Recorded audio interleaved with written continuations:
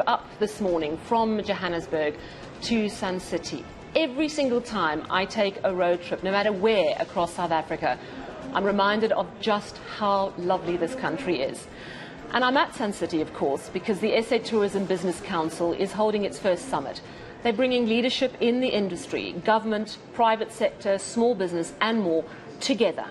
The aim is to come up with real plans to not only help tourism recover faster after the pandemic, but also grow the industry into the massive driver of the economy it should be. And I'm joined now by the CEO of the Tourism Business Council, Tshivengwa, as well as Daniel Ngwepe, who's the Public-Private Growth Initiative lead. Gents, thanks so much for joining us. Tshifhiwa, it's lovely to see you in person. We have done so many interviews during COVID about what is happening to tourism. It must be personally delightful to have an in-person summit, those networking opportunities, the clusters of people sitting around going, how can we fix this? How can we make this move faster? What has it been like for you? I think it's been great. This is something that we have planned for the past 5 months to come together as a tourism industry and chart the way forward. And also to lead by example. We've always been talking about, we need to reopen the events industry. And by reopening the events industry, we want people to get together and meet in person and consume tourism products. And today we are doing that. And exactly that as a Tourism Business Council. So it has been great to see the colleagues, but more importantly to discuss the future of tourism, which is why we're here. We've got to look forward into 2030, and we've got to make sure that as we look forward, we do so together. And we're able to achieve the targets that we've set for ourselves going forward. And you gave a keynote address on the plan that needs to be in place to get us to high growth in tourism by 2030. We are not getting back into the groove of tourism as quickly as other countries are in Africa, and we are not reaching the potential we should be. Talk to me about why you think we're lagging behind still in our numbers. Well, we are still lagging behind from international arrivals point of view. There are a lot of people overseas that want to travel. And by way of wanting to travel, we need to reposition ourselves as a destination to attract those that want to travel. So we always have to remember that we are not competing only with ourselves. There are other countries to choose from. Yeah. And hence making it easy for travelers to come to South Africa becomes one of the determining factors when people choose the destination, like ease of access, airlift, and so forth and so on. So we've lost many airlines that used to come to South Africa. Now they're not flying here. And also the interest, other countries are also putting the same type of packages that we put in the international markets. So therefore people are looking at Tanzania, they're looking at Kenya and many other places. So we need to reimagine the tourism, and we need to be agile and flexible, and we need to make sure that we can attract the tourists that we want to come to South Africa. And we also need to look at other markets that we otherwise we're not looking at. So for us, it's a matter of how do we do tourism differently in the short term, medium term and long term. But more importantly, the underlying factor for us to do what we're doing today, as we map this 2030 strategy, is to ensure that we create employment for young people in this country. That's very important because we have too many young people sitting at home. And we believe that tourism is a catalyst for economic growth and job creation. And what we're doing here is to recreate and reimagine what we used to do and put it in a way that is going to get us or gear us on a higher growth as we do tourism. And I think we can do it. I believe in what we do, and I've seen the work that we've done in the past, and surely if we do this right, we should be able to get the results that we need to. And all of us, private sector and public sector, needs to come together. So I want to bring Daniel in here.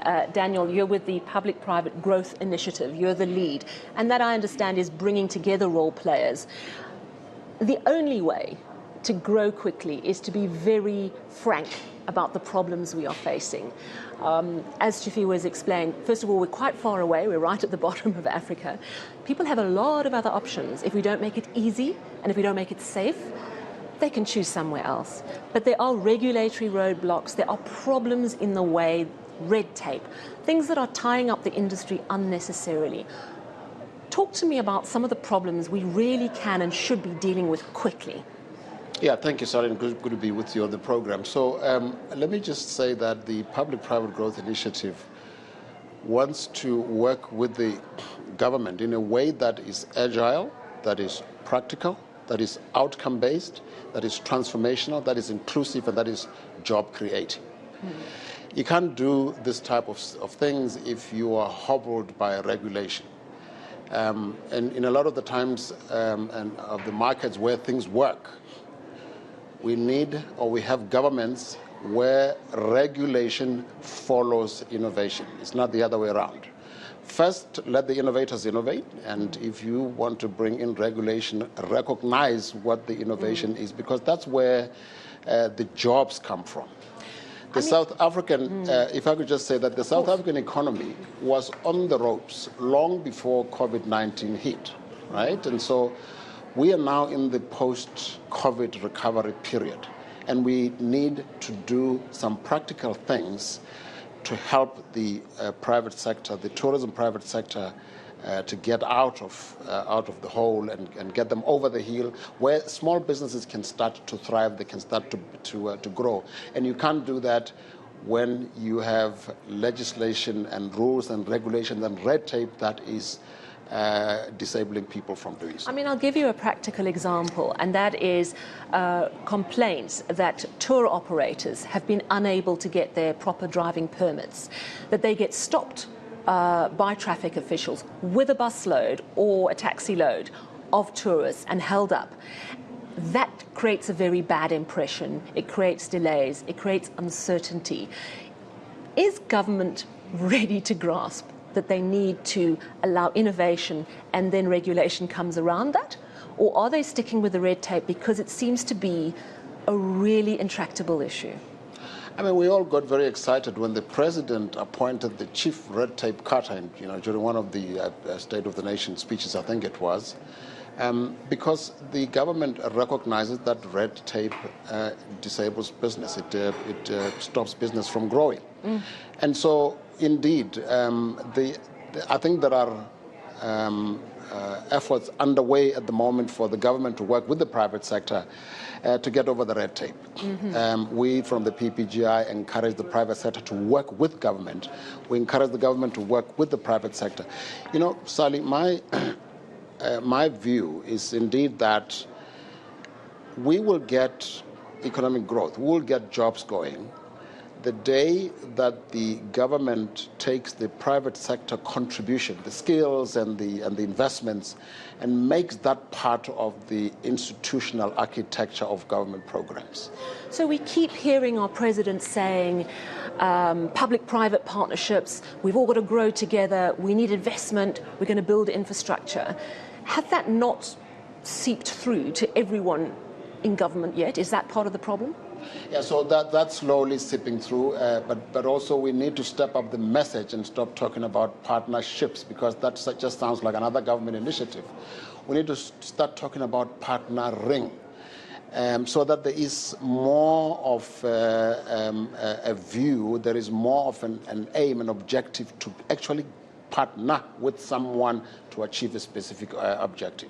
It shouldn't just be, sound like one of those buzzwords in the government where we say private-public partnership. What does that mean? Yeah. Does everybody understand what that means? And in addition to that, the way we work, I think we all agreed on what needs to be done.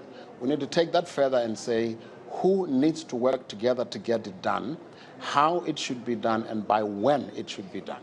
Yeah. So if we deliverables. If we have those milestones, we hold ourselves accountable with the dashboard of activities. This is by when this will be done.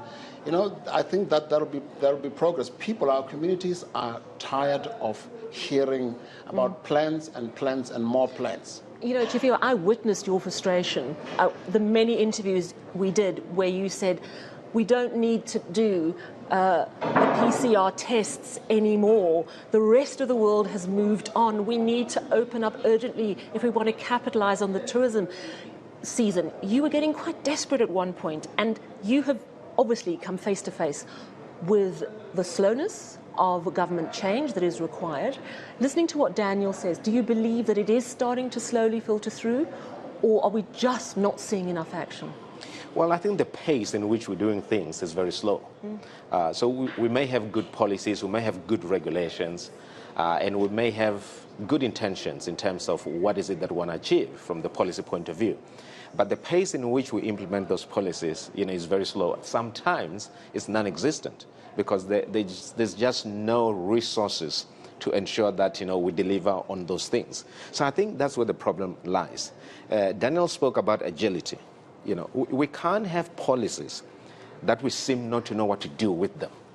And then, it's problematic when you say, someone must come in and try to fix something that we created, instead of taking it back to the creators, of whom the creators are the legislators in the parliament. We need to be able to say the world has changed, we need to move with time, and therefore certain regulations are no longer, relevant for this time, and therefore we need to either scrap them or we put new ones that are relevant for this time. For us, we seem to be we struggle to change something that we created. So are you seeing a sense that government is ready to scrap those regulations that make no sense, that are holding up the system? I mean, isn't that what this conference is all about, to get those commitments? Yes, and we're saying that, we have no choice if we want to create employment. We have no choice if we want to impact the economy of this country positively. If you want to see the GDP growth, that stimulate employment, at around 6% or more, we need to change those regulations to ensure that the economy can therefore run. We can't have a situation where we say we can't create jobs because there's a red tape, as if someone came and put it. We've got to free the No whole one system. came and put it. We've got to free the system. Let's make sure business works, and we are ready to work. And business knows what it wants, doesn't it? Yeah. I have to ask you both about one crucial issue. It doesn't matter how unregulated the system is. It doesn't matter how beautiful our country is, how lovely and friendly our people are. If we don't get crime under control, people are going to be too afraid to come here. And we're seeing this, that crime is still not being managed. The police themselves, police commissioner, saying we need double the boots on the ground. So Daniel, how do we get tourism to thrive with that problem of crime? Yeah, so on the TBCSA streets, and this is outside of this conference, I was just talking to people and getting feedback, and someone said they'd heard from a foreign tourist that they were less concerned about the price of hotels, of accommodation here, than they were about their security. And so that is exactly right. And I think, Sally, it's best to look at this problem as a whole. I mean, there's a Hoza approach, which is the whole of society approach, which is tourism is not Tshifhiwa's problem alone.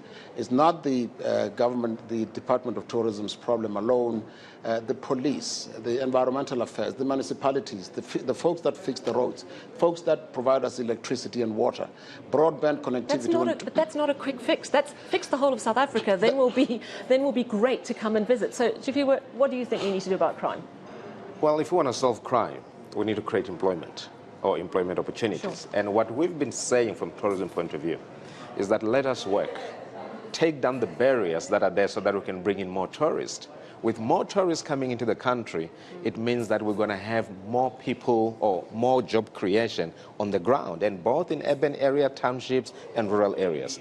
If we do that, and we believe that we can reach the target that we set for ourselves, 15.6 million by 2030, and 2035 we're going to get to about 20 million tourists. We're going to create 1.3 million jobs if we do that, additional jobs. And therefore we'll take our young people off their homes to work spaces where they can contribute positively. That's all we need to do. We need to stimulate economic growth so that we can create jobs, and that's it. Cut the regulations out. Very last comment from you, Daniel. If you want to see one thing that can really make a difference that can come from this conference, what would it be? So I'd like to see folks agreeing on how they undertake initiatives to create immediate jobs in the short term, sort of in the long term. Secondly, while they deal at the same time with the problems that hobble the system, do something for jobs. Unemployment exacerbates poverty. Unemployment, especially among the youth, increases the risk of social cohesion as well as the future stability of the country. So the sooner people here can realize tourism is a low-hanging fruit. There are jobs that can be created quickly, and that will somehow alleviate some of the problems we already have while we're working on others. So really, that's what I'd like to see. Folks must, it mustn't be us against them. It must be us together for this beautiful country. Wonderful. Thank you both for chatting to us, and really such an important message that the private sector, the tourism specialists know what to do. Allow it to flourish. Stop regulating. Cut the red tape. Let it free. And that was the CEO of the Tourism Business Council, Tshivengwa, and also Daniel Ngwepe, Public-Private Growth Initiative Lead. Thanks very much to both of you for chatting to us this evening. Plenty more news of